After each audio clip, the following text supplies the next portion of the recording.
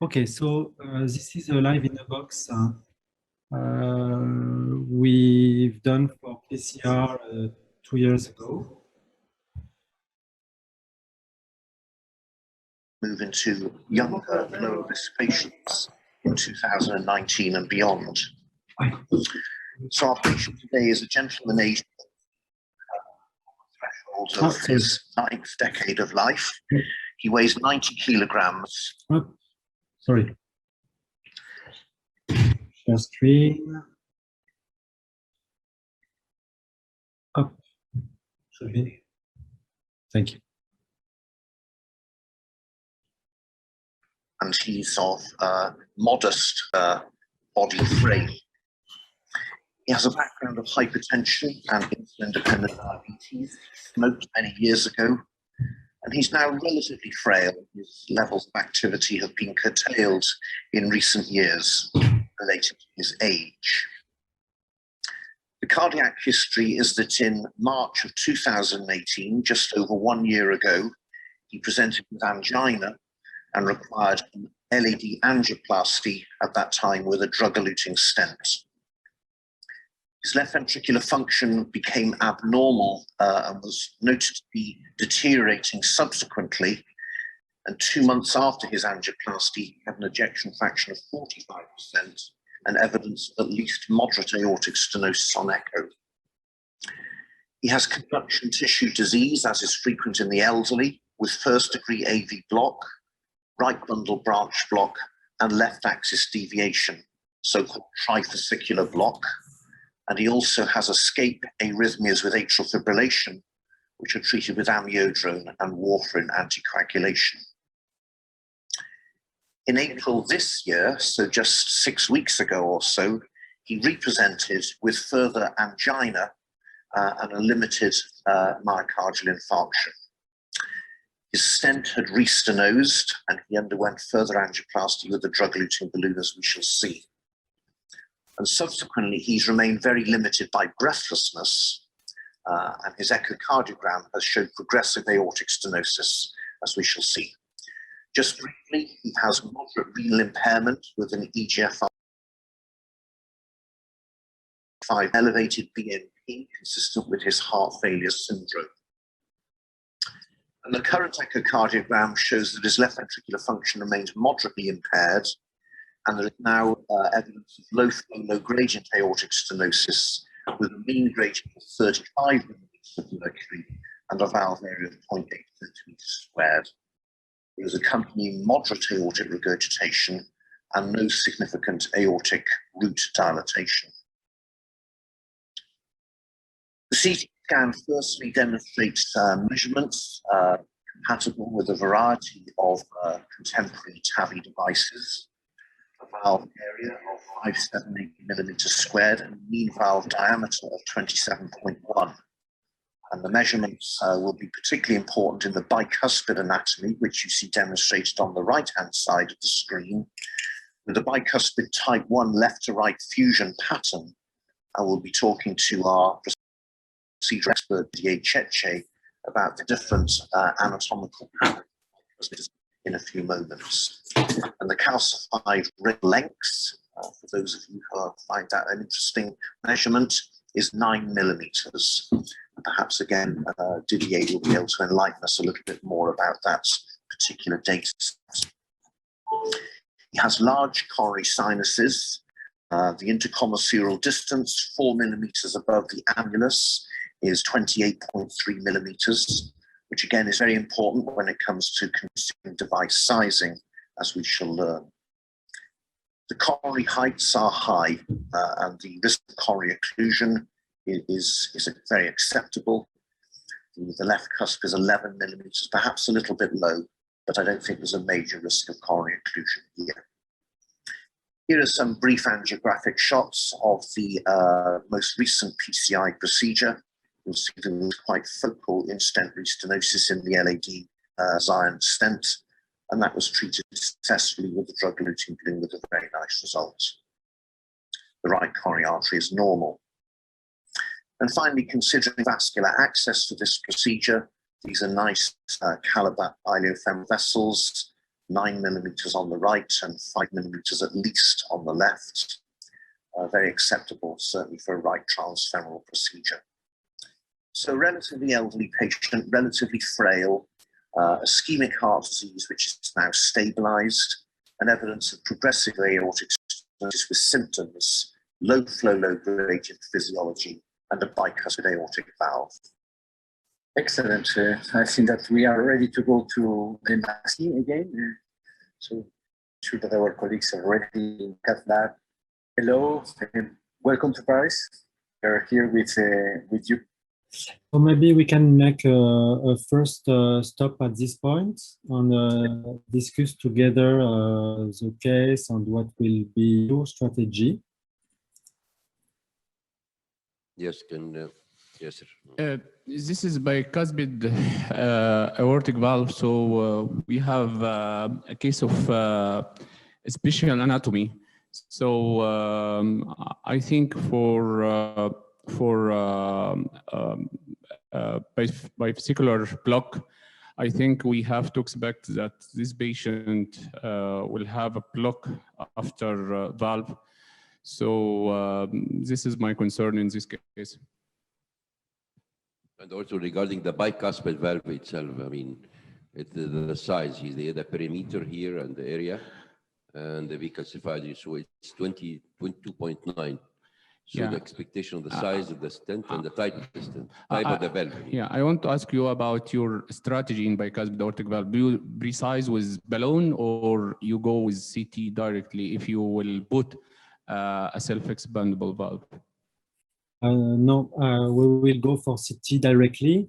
And as you see here, the measurement 22.9, 33.1 maximum diameter. The mean diameter is 27 by the area and 28 by the perimeter. So I think this case is compatible for Evolute large valve or the biggest Sapien tree also S329. We can do both, and as we do for all bicuspid, if you choose a self-expanding valve, we'll need to predilate and post-dilate for every patient, because with bicuspid and self-expanding, the valve may not open well if there is no predilatation, and the hemodynamics of the patient can be bad really quickly. So it's better to have a predilatation according to the small size of the annulus. You will not predilate on the mean diameter, but predilate on the small size, on the small diameter of the annulus, so that's 22.9, so 23 here. And the post-dilatation for sure will be at the size of the mean diameter. That's the first point. The second point, I can show you the next slide here, is it's very important for bicuspid to have to measure the intercommissural distance at 4 millimeters above the annulus. Here it's 28.3. And so in this case, it won't change anything because it's quite the same that the mean annulus diameter. But if the intercommissural distance was lower than the mean annulus diameter, which we have to size the valve on the intercommissural distance and not on the diameter, on the annulus diameter. I think this is a clue in this case for the sizing of the valve, because if the intercommissural distance, as you mentioned, lower than this size, may we go to 29 if the ballooning before was 33. And our practice here in Egypt to get an injection, and we see how the balloon fitting in the annulus of the aortic valve. And if there is any leakage and the balloon is very stable, we can go to 29 is in case of bicuspid aortic valve. So, but in intercommissural distance, when we measure and we see that this intercommissural distance is 28.3 as in your case, I think you have to go to a bigger valve. Yeah. So I will move on a little bit now.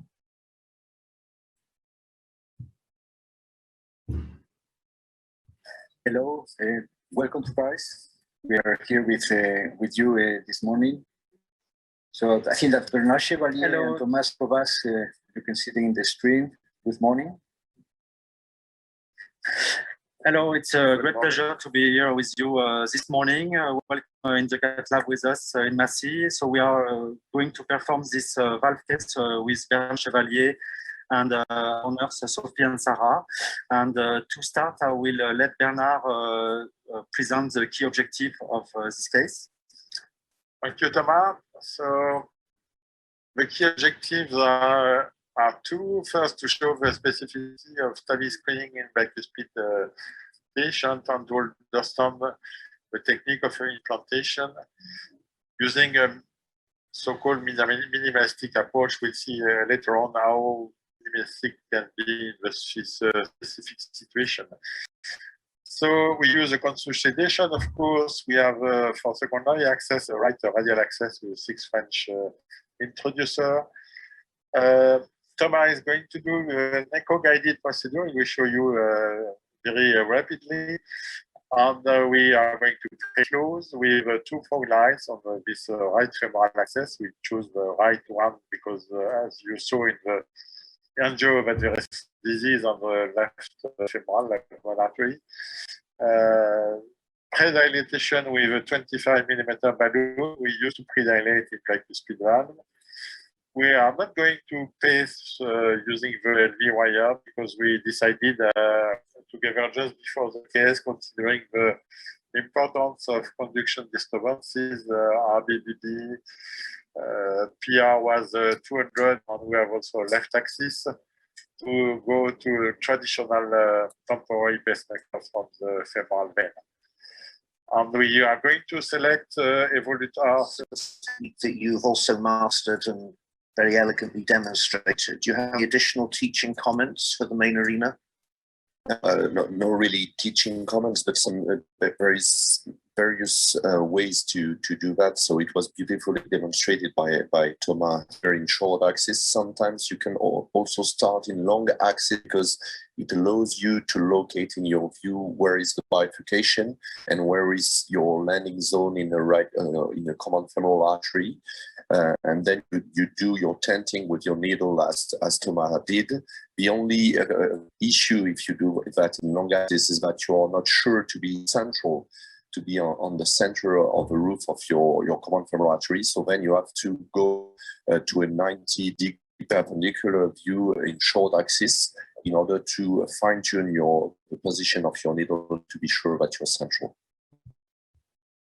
Yeah, that's why, Nicolas, I prefer to stay in short axis, keep the probe very vertical and move the probe along the artery to avoid the maneuver from long to short axis. But one of the possible mistakes using these techniques is to stick the artery a little bit too high. I think it's the reason why Thomas is using these techniques. Another possibility, of course, it's always to check by fluoro that you are not above the femoral head of the patient. okay, so I will try to put the 2 probe lights with an angle between the two 45 to 60 degrees. So the first one is okay. I will put the wire again. So I will advance a little bit because you know well the closing with the glide.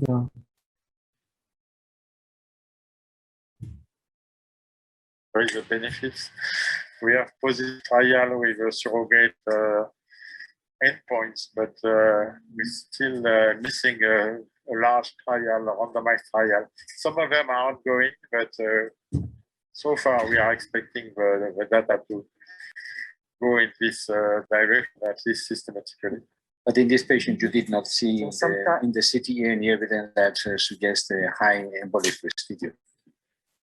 It might just be worth getting the views of the panel because the use of cerebral protection varies very widely. It's not just clinical decision making, it's financial decision making. So it would be good to hear some views from around the world. So we have a German duo here, if I can put it that way. What's the current use of cerebral protection in Germany? I start without German. So we can do another short break here. So we perform echo-guided puncture. You see the pigtail is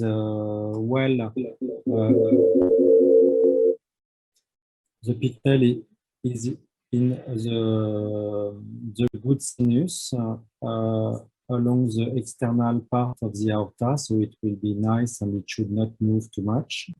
And as you see, we cross the aortic valve with an implant left one on the straight wire. And I like the implants because it will go like this in the LV and will provide a position to bring the wire. And the wire I generally use for every patient is the Safari pre-shaped wire from Boston. We are using protection Any comment at also this because point? of the data, which are not very For the Broglide, do you see any difference to put one Broglide and the other after you finishing the procedure? This for Broglide, is any difference? And now you will base from the LV wire and you have a temporary pacemaker. Do you see any advantage for that? No. In this case, for the stimulation, concerning the conduction disturbance of the patient, we decided to make a stimulation on the temporary pacemaker, and we will not use the wire for stimulation. In this case, we change our mind just before the case and put this temporary pacemaker. So we will use it for the stimulation if needed. And for the pre-closing, generally we systematically put 2 proglides, and in case of very small common femoral artery, it happens that we at the end of the procedure, we close the proglide, and if there is no bleeding and if the angio is okay, we will not close the second one, but we put the 2 proglides before the sheath, the big sheath. Do you find any difficulty in crossing the aortic valve? To show us tips and tricks. I mean, if you have a wide aorta and small aorta, left ampullets, right catheter, Terumo wire, which wire, how can you manage to cross the aortic valve in general? Tell us what's your policy. So we use I use implants left one, but some of my associates use GR. We use a standard straight wire, but I think it's good to have also Terumo straight wire, which can be helpful in some cases when it's very difficult to cross, especially sometimes in valve-in-valve procedure. And the technique is to put the AL or GR above the aortic stenosis and to map the aortic valve with the wire. So you can start with counterclockwise, and wire will go in this way, and then you move your guiding your AL1 or GR clockwise, and you will like this, and you try different spots on the aortic valve, and then you will manage generally to cross. I didn't have an example when sometimes it has been difficult to cross. It can take up to 15 to 20 minutes, but in most of the case, it's less than 1 minute. And I don't remember a case when we didn't manage to cross the valve. Okay, go ahead.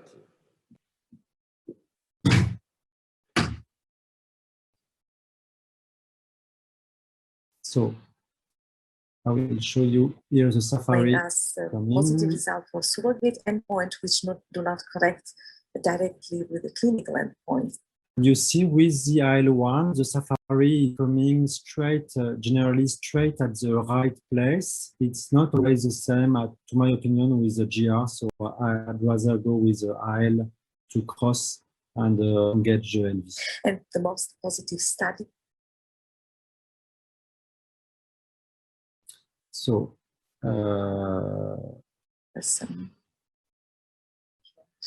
so we make a predilatation. Now here is the Evolute R34.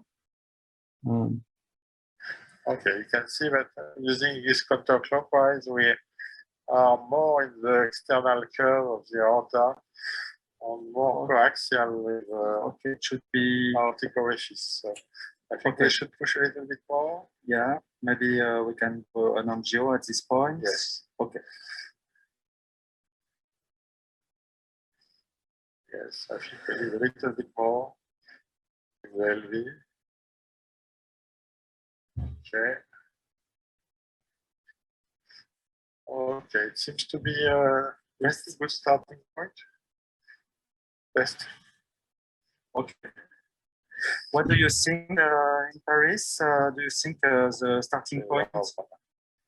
It looks like a nice starting point. I'm wondering whether you will be using pacing during your initial implantation. What's your practice? It's depending on the situation. Anyway, we are pacing because the patient is in EV block. We are at 80. Maybe we can increase a little bit the heart rate to go to 100.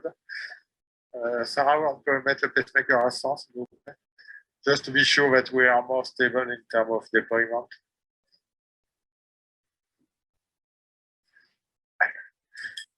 We agree about this starting point, Thomas? Yes. Okay. Okay, so we'll go slowly.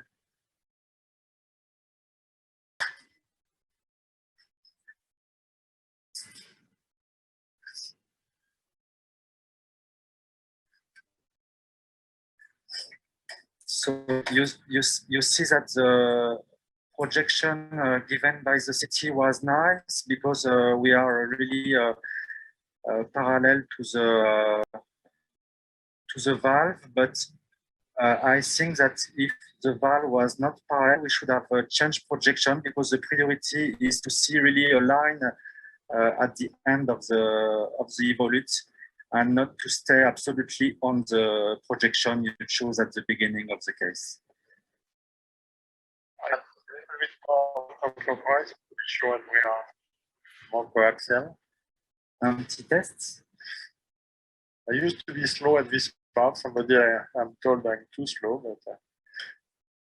And Thomas, can you explain to us, are you pushing, are you pulling, are you using the wire in any way to maintain position, or is it just naturally expanding? No, it's very important. You also have to, at this point, have a good tension and really make a little pressure with the wire on the apex to stabilize to stabilize the deployment. And you can see here it seems nice because the valve is not going down, and that's because of the tension on the wire. Okay, at this point, I think we can make another angio. So the pressure is nice. Okay, so for me, it's a good position at this point. And to recap for us, it's a Safari wire or a Confida wire? It's a Safari. Yes, Safari small shape. Yeah.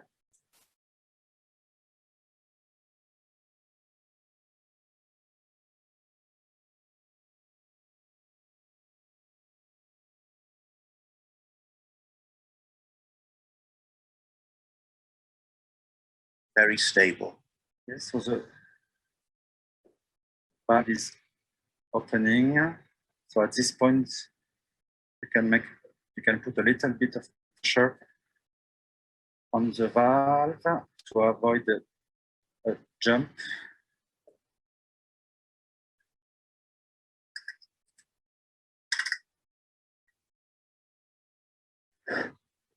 Okay, so let's do an angio. I think we can put the pacemaker at 80 again.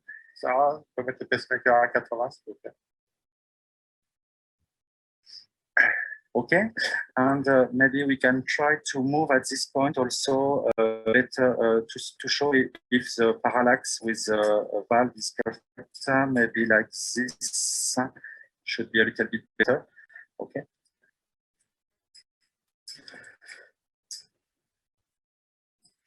So let's do another angio.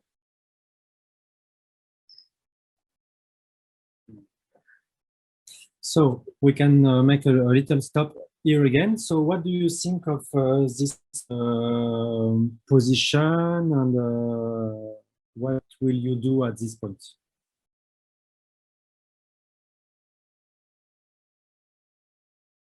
Sorry?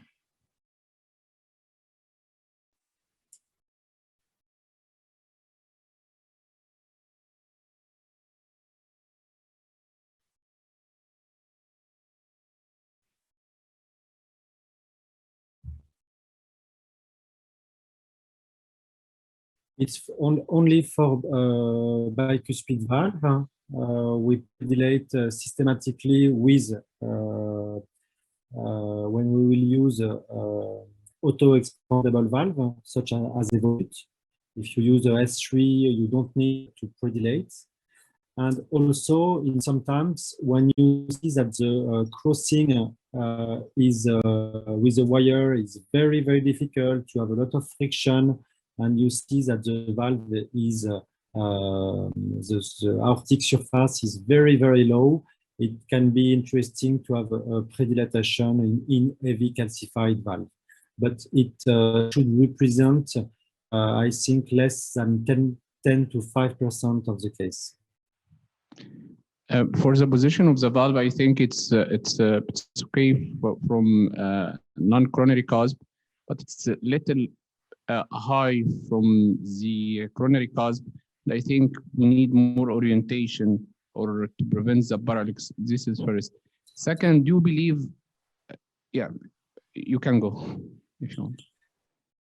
Yeah, so yeah, I fully agree with you.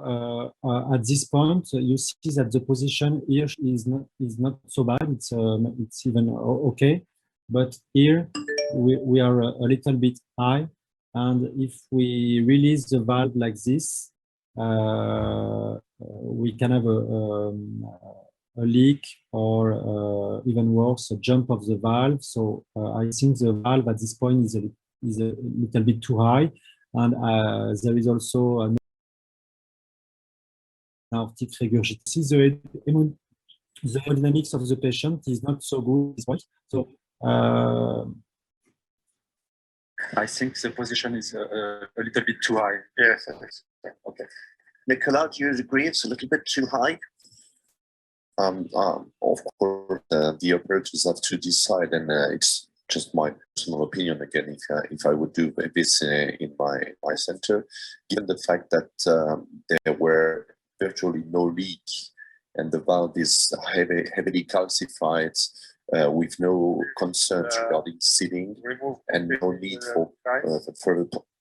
So at this point during the live, you see that the hemodynamics became very unstable and bad. So it's very important to remove at this point all the device to stabilize the hemodynamics and be able to do a proper positioning, because if not, we will have to release the valve very quick, and we may have a positioning. So at this point, we preferred to remove the device, wet the pressure to go up and to stabilize the patient. And I think it's a good tip also to really look at the patient pressure and to be able to wait a little bit more to put the valve in a good position. Do you agree that this hemodynamics compromise may come from a severe aortic regurg after ballooning? So do you think this is the cause and we have to implant the valve not to delay it? What do you think? In this case, I think that we have a pre-angio, we can see it back.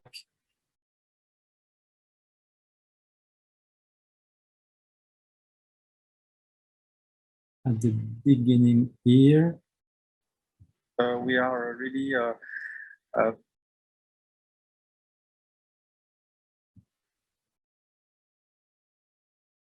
We'll try to find it back here. Yes, good starting point. Test. Okay. So when we do the test and the angio, just before releasing the valve, there was no severe leak.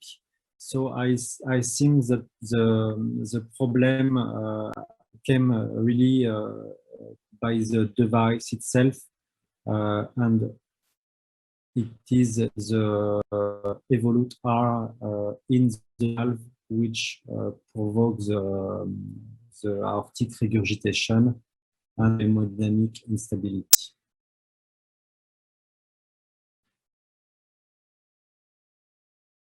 So we decided to remove completely the valve, and we wait for the hemodynamics to be better. So we cut for the light for a few minutes to be able to stabilize the patient. And then we put, when the hemodynamics was better, That is a good time. We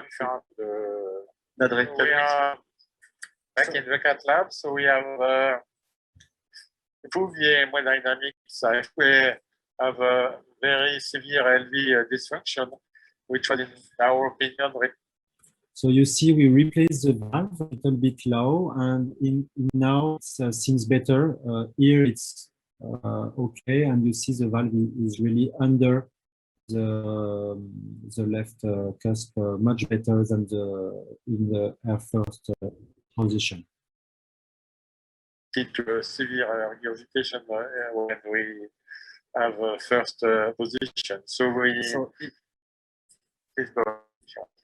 So that was the new position,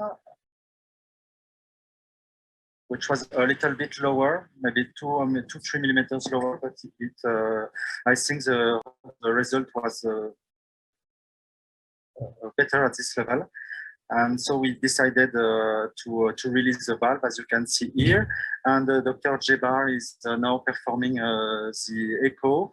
So at this point, we didn't make a control angio. The hemodynamics, the pressure is quite high, as you see now, with a little bit of adrenaline needed to get back to a more stable hemodynamics. So I don't know. So we have a good deployment of the core valve, a good position. We have a tiny a trace of a paravalvular leak, as you can see here. Okay, but it's a good result. And now the mean gradients.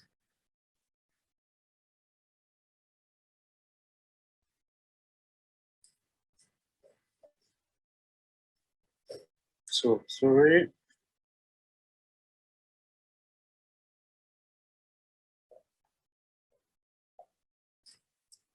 Once the echo. Okay. As you can see, the velocity is not so high. So far, the mean gradient is near 6. So it's a very So we finish with a mean gradient at 6 and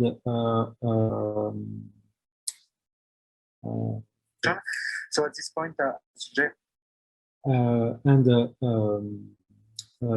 really low paravalvular to leak. perform un angio, on va mettre 10-20. I need to push a little bit the pedal, which is a bit high, and I will remove that a little bit just to be sure we don't have a delivery device in the field. Okay. Oh, yeah, we have a leakage on the connection. Okay, let's do it again. We'll just check there is no bubble at this point. Okay. So. Okay. I think there is a need to post dilate. So the second thing we do for bicuspid is a rotational angio to see if there is any constraints on the valve. So we are going to go for aerial view. Okay. Okay. Can you repeat Antoinette?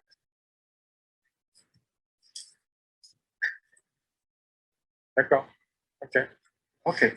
So what do you think? Do we need post dilatation or no? What do you think, Mao? Would you post this valve? Maybe that. Maybe not. Okay, so that's one view from the panel. You, Linda, have you got enough information to make a decision yet? No. Okay. What information like would you like? What extra information is required? I would like to know the gradient in the diastolic pressure. Okay, so you would do some invasive hemodynamics to assess the AR. The echocardiographic. So I will advance a little bit more from here.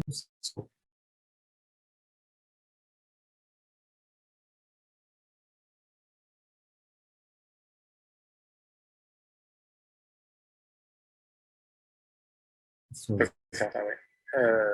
I think we need to stabilize and get the situation a little bit more stable before. okay.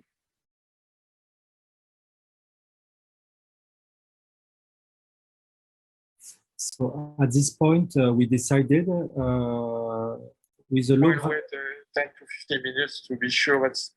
So we decided to let the valve like this because the hemodynamics was very nice. You see the diastolic pressure here is above 100 millimeters. There is no angio constraint of the valve when you go on the right view. The main gradient was 6 millimeters, and the leak was type 1 angiographically and echographically. So we finished the case with this result, and I think that's all for the case. We perform, we close the proglides, and the result was nice.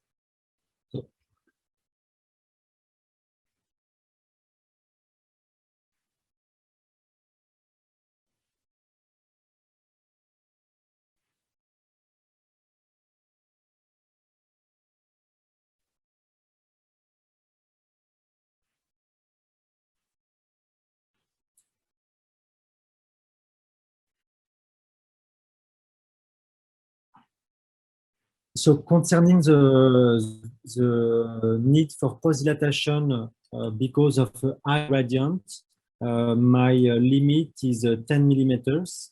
If I am above 10 millimeters, I will look in right view to see if there is any constraint on the valve.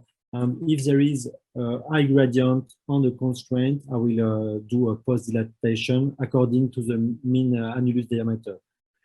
Concerning the aortic regurgitation, I will look the angio, the diastolic pressure, and the echo.